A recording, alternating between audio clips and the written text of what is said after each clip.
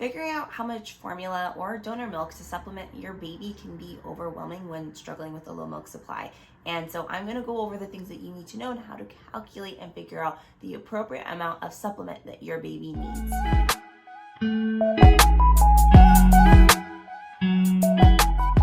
So there's two main things when it comes to figuring out if supplementation is necessary. And one is your baby's weight gain, if they're on track for their growth. And two, their diaper output, which varies as they get older. It seems pretty consistent about a week of age and on. But if you are unsure of how many diapers your baby should be producing, I do have a free PDF in the link below where there's a diaper chart and you can reference that to make sure your baby is producing enough diapers, and that indicates that they're getting enough milk. One thing you need to make sure is that your baby is feeding frequently enough, and that includes with the supplement. So don't let supplementing cause your feeds to be more spaced out throughout the day. If you are not hitting 8 to 12 feeds in a day, which is the number that is most frequently stated that you should be doing when you're trying to establish your milk supply, 8 to 12. I honestly say if you're struggling with your supply, you really need to be hitting closer to like that 9 and up number, just because you want that frequent stimulation. So if you're supplementing your baby and their feeds have now decreased in a 24-hour window to less than 9, I would cut back on their supplement so it increases the frequency that they feed in a day. Now, you're not going to cut back to the point where they're underfed. You're just cutting back a little bit so that way it encourages them to want to nurse more often throughout the day. When it comes to hitting below that 8 feeds in a day number, you're really looking at the possibility of actually over supplementing your baby, which isn't going to be good for your supply, and your baby's going to be pretty full, so not the most comfortable for them either. One way to determine if your baby is still hungry is looking for those hunger cues. Now, I remember being taught hunger cues in the hospital, and they're a lot harder to read in the beginning if you are not used to looking for them. So I would say look for the ones that are, I think, the most obvious, and you'll understand why in just a minute. Because for me, when I was told like early hunger cues were them stretching, them opening their mouth, I'm like, so they're not allowed to move? You know, like it seems sometimes a little extreme. It's not necessarily that, it's just the progression of the hunger cues. As you notice them evolving, those are the signs that you should be looking for. But if you have a harder time finding and spotting those early hunger cues, the ones that I found the most reliable, the most useful to really gauge if my baby was ready for a feed was one, looking for sucking, like if they're sucking on their hands or sucking on honestly anything. That is an indicator, but keep in mind that they also have a suck reflex where they suck on anything and everything given to them anyways. So if they are sucking and then they proceed to do what's called rooting, which if you're not familiar, that's that hunt and peck little motion they do with their mouth when they're looking for their food source. They're looking for you. So if they are sucking on things and they're doing that rooting, then that to me is like, okay, baby's hungry and ready for a feed. And so one of the things that they have often also said is if you let them get to the point where they're crying, they're more than hungry at this point. Like that's not the best way to determine if your baby is hungry. That is them telling you, I am starving, like feed me, okay? We don't want it to get to that point. It's usually a lot harder to get baby to cooperate. So if you are getting your baby to not only do like little sucking motions, but also they're starting to do that rooting, then you know that they are ready. Don't let them get to the point where they are crying, because at that point they're essentially telling you, I am starving, I am so hungry, feed me. And they can be a lot more difficult to get to cooperate when you're trying to get them to latch and all of that at that point. So we want to look for those cues. But if you are breastfeeding and then you're trying to figure out how much to supplement, if any of those cues are still present, you may still need to consider supplementing. So those are the things that I would look for. And in that case, I would just try supplementing by ½ an ounce at a time and see how your baby takes it. They will tell you when they're full. They will, push the bottle out of their mouth, or if you're supplementing with another tool, that's always an option. But essentially whatever is in their mouth, they will push it out. More than likely, they can also do things like, when they're full, they might fall asleep. So there's different signs of them being content that you can look for in addition to those hunger cues. And they're the ones that are, I think, more obvious and more natural. Like I said, if your baby seems relaxed and happy, then good chance they're full. And the only thing I want to warn you though, when it comes to hunger cues, is falling asleep at the breast or with a bottle or whatever it may be is not always an indicator that they are content and full. For example, my son was jaundiced and he was lethargic, which meant he fell asleep at the breast so easily, like ridiculously easily.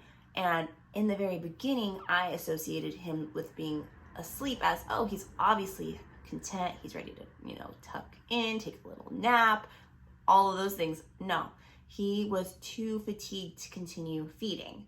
So him being jaundiced and lethargic was making it hard on him to want to stay awake to finish his feed. So he actually wasn't getting enough. But in my mind, I was like, he fell asleep. He obviously is fine. So what you want to do when that is the instance is just double check your baby's hands. When we are tense and we are, under any type of like frustration or agitation as humans, we tense up. Our whole body tenses up, right? And your fists tend to clench. Your baby does the same. So when they are tense and they're hungry and they're like, I need to eat, you will often see closed fists. Now, when they are getting full, those fists will start to relax.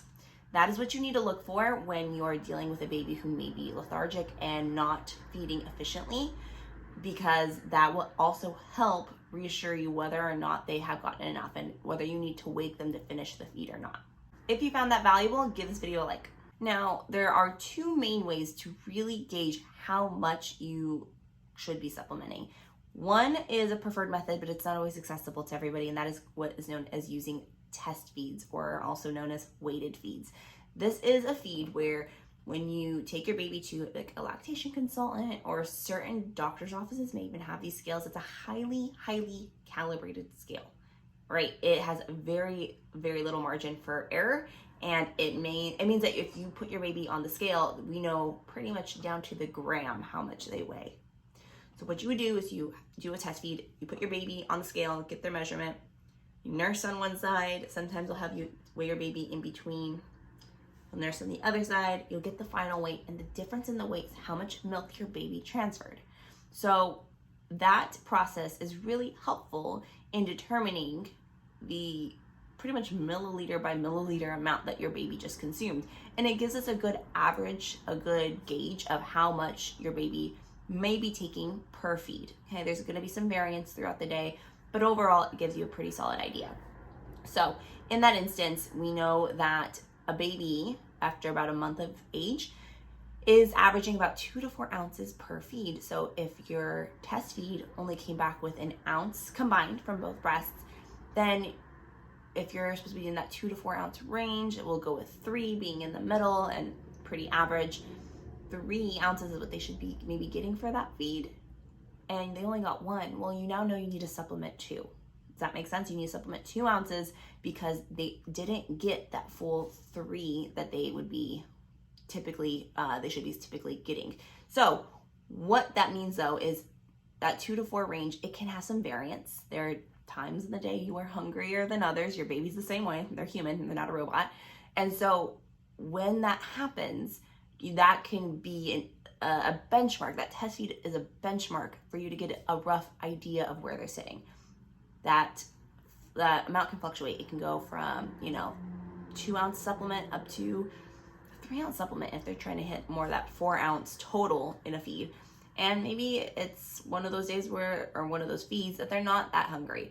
And so they're kind of good with that 2 ounce mark. And if you're producing an ounce, and of course this fluctuates too, depending on the time of day, your prolactin, your milk supply fluctuates throughout the day. That could also mean that your baby would take less of a supplement.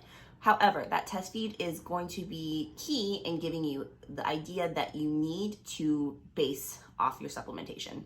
So that is my favorite method because it's pretty much accurate and it gives you the best idea of how much your baby is actually getting, right? They don't have a gas gauge built in. You don't know when they're full or when they're empty. So the test feed is pretty reliable.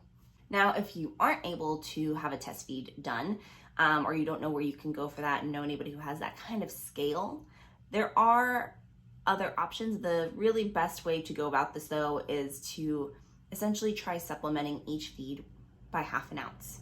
And from there, you'll do the 1/2 ounce and then gauge based off the hunger cues I mentioned earlier. So if they are, kind of showing that they are good and they, don't need any more supplementation, then 1/2 ounce is pretty much where maybe you need to be sitting.